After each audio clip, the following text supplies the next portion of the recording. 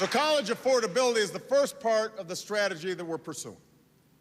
The second part is making sure that the education being offered to our college students, especially, by the way, our students at community colleges, that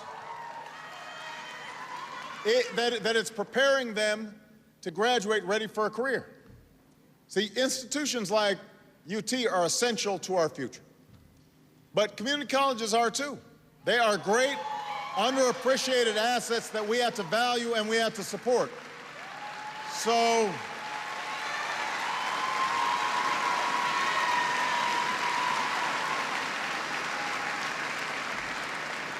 that's why we're upgrading our community colleges, by tying the skills taught in our classrooms to the needs of local businesses in the growth sectors of our economy. And we're giving companies an assurance that the workers they hire will be up to the job. We're giving students the best chance to succeed. We're also that way giving America the best chance to thrive and to prosper. And that's why we're also reinvesting in our HBCUs and Hispanic serving institutions,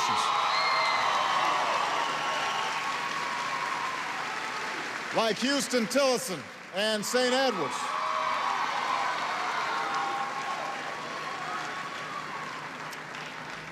The third part of our strategy is making sure every student completes their course of studies. I want everybody to think about this.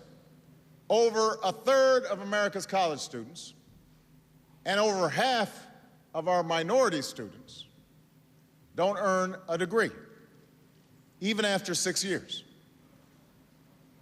So we don't just need to open the doors of college to more Americans.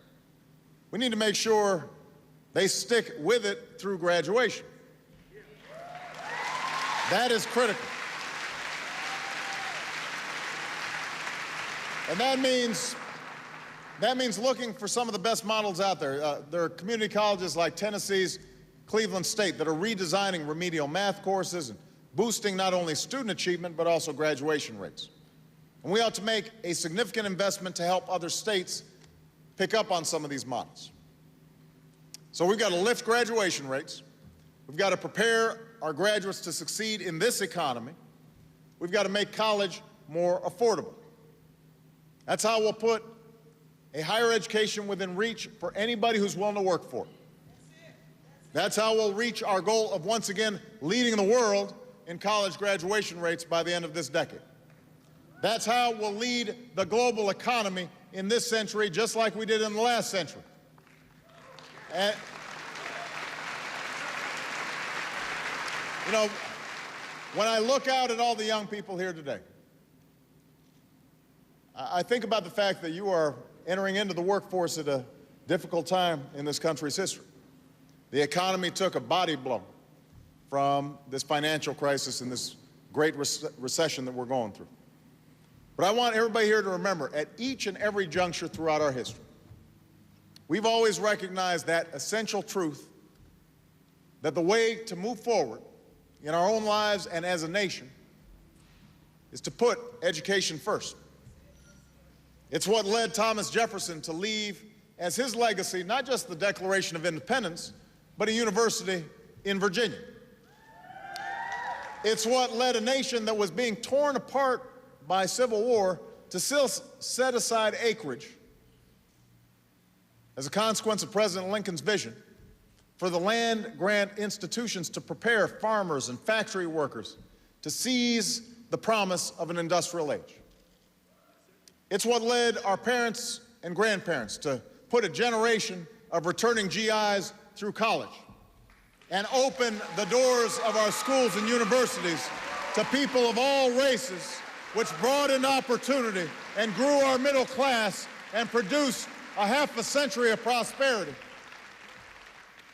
And that recognition that here in this great country of ours, education and opportunity, they always go hand in hand. That's what led the first president of the University of Texas to say, as he dedicated the cornerstone of the original main building, "Smite the rocks with the rod of knowledge, and fountains of unstinted wealth will gush forth." That's the promise at the heart of UT Austin. But that is also the promise at the heart of our colleges and of our universities, and it is the promise at the heart of our country, the promise of a better life, the promise that our children will climb higher than we did. That promise is why so many of you are seeking a college degree in the first place. That's why your families scrimped and saved to pay for your education. And I know that as we make our way through this economic storm, some of you may be worried about what your college degree will be worth when you graduate and how you're going to fare in this economy and what the future holds. But I want you to know, when I look out at you, when I look into the faces of America's young men and women, I see America's future. And it reaffirms my sense of hope. It reaffirms my sense of possibility. It reaffirms my belief that we will emerge from this storm and we will find brighter days ahead, because I am absolutely confident that if you keep pouring yourselves into your own education, and if we as a nation offer our children the best education possible from cradle through career, not only will America workers compete and succeed, America will compete and succeed.